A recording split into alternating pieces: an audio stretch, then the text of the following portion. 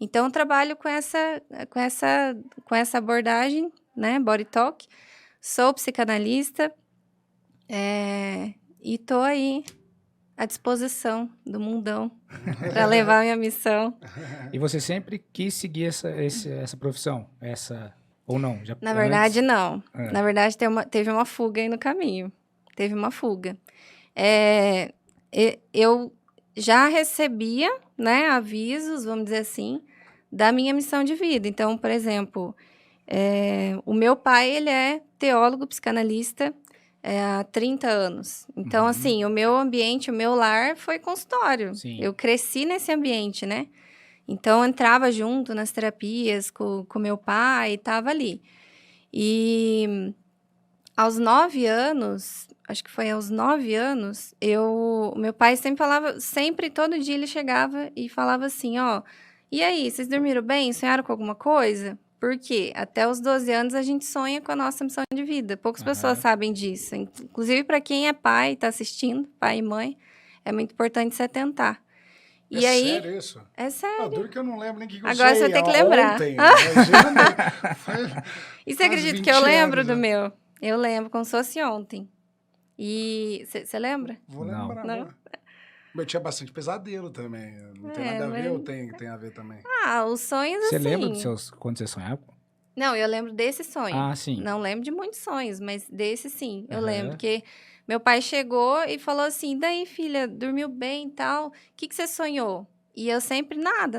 Aí naquele dia eu falei, não, peraí, eu sonhei, pai. Aí eu contei pra ele, né, que eu tava deitada na cama, abriu uma luz enorme assim na janela, apareceu um homem que era tipo um anjo, todo de branco, e ele falou pra mim assim, você vai seguir a missão do seu pai. Só isso. Legal. E como eu era muito criança, eu não entendi nada. Eu contei, meu pai, acho que saiu dando salto de alegria, e eu fui brincar, né? E aí, depois disso, teve outros episódios, até que em consultório com ele, que ele me contou, né? Mas esses dias atrás, esse ano, eu me dei conta de um desenho, até que eu falei no começo, que eu fazia quando era criança.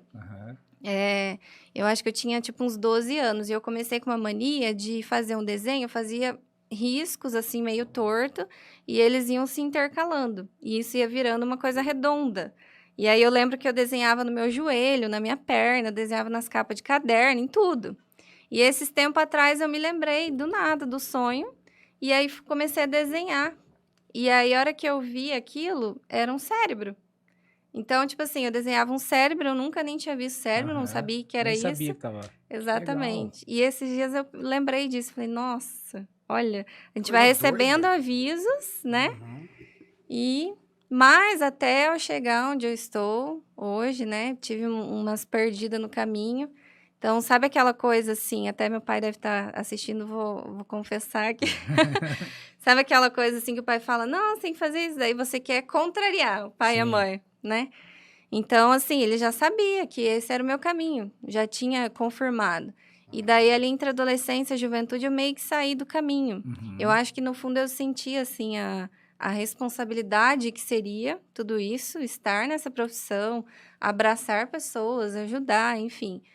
E aí, eu meio que fui saindo do caminho. Então, assim, fui trabalhando com outras coisas. Aí, o meu pai, ele sempre foi ele sempre funcionava numa dinâmica assim, de ensinar os filhos deles a valorizar o dinheiro. Então, assim, aí eu trabalhava com ele nessa época, e eu até postei esses dias no Instagram contando. Eu recebia R$600 por mês. Eu vi. Era proporcional ao que eu dava, né? Trabalhava das 9 ao meio-dia. Então, tipo assim, não fazia nada praticamente. Sim. Então, por que eu vou pagar um salário mínimo e tal? Vai pagar referente ao que você faz, né? E daí eu conheci o Arthur logo em seguida, e um dia ele falou assim pra mim, a gente conversando assim e tal, e ele falou assim, escuta, o que você tá fazendo que você não tá no consultório com teu pai atendendo as pessoas? Aí eu parei assim, realmente, o que eu tô fazendo, né? E aí virou uma chave, assim. E eu falei, não, tô nadando contra a maré. E aí dei uns passos para trás, organizei minha vida ali e falei, não, agora eu vou parar de fugir. Porque a gente tem essa coisa de fugir do propósito de vida. Porque é uma coisa tão grandiosa que a gente acaba, não vai ter que gastar muita energia, vai ter que ter muita disciplina, melhor vir aqui no mais fácil, né? E assim, Marlu, você falando de propósito, né? Parece que para você estava claro, mas uma coisa é você falar, é isso mesmo e vou seguir, vou assumir a responsabilidade. Mas eu acho que para muita gente não é tão claro assim. Não. Ou não sei qual ótica ou que pensamento, qual exercício assim a gente precisa fazer para isso ficar cada vez mais claro. Tem muita gente que fala assim, não, eu já sabia o tempo todo, mas depois que foi cair a ficha, né? Tem alguma fórmula, assim, algum exercício que a gente consiga fazer a gente refletir sobre isso, falar, meu, é isso? Tem. A primeira coisa que eu sempre falo quando alguém me pergunta isso, como que eu descubro o meu propósito, a minha missão de vida? Faça uma simples pergunta.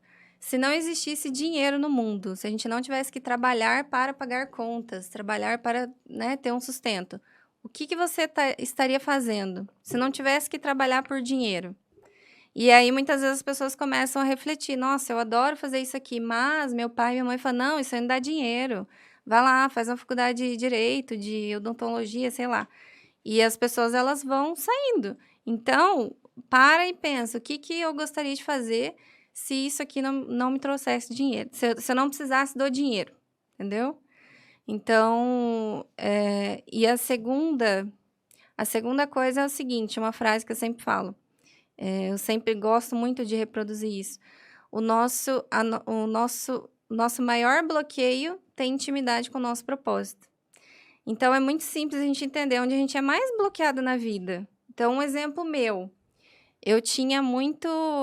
por exemplo, o que eu estou fazendo aqui com vocês hoje, há um tempo atrás, nossa, jamais aceitaria estar com dor de barriga, morrendo, né?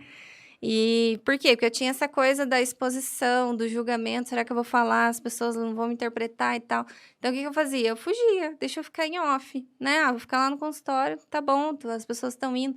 Só que na minha profissão, eu não posso me limitar só ao físico. Então, eu tive que vir para a internet. E para eu abrir uma live, a primeira live, para fazer isso demorou muito. E aí eu falei, qual que era o meu bloqueio? Esse medo do julgamento, da exposição. E, na verdade, esse meu medo, bloqueio, tinha muita intimidade com o meu propósito. Porque se eu não abrir a boca, eu não ajudo pessoas. E o meu bloqueio era justamente ter que abrir a boca, me expor, pegar no microfone e tudo mais. Então, o que eu fiz? Eu criei um movimento, eu entrei em desafio. Eu falei assim, fui lá, postei um banner da live e saí correndo. Já tá, agora vou ter que fazer, né? Então, é essa coisa, você entrar numa situação de desafio, sim, que antes você fugiria, não faria, e agora você fala, não, vou encarar, nem que seja mal feita, melhor feito do que não feito, né? Então, basicamente por essa análise. É o sair da zona de conforto, vamos dizer assim. Exatamente. Mas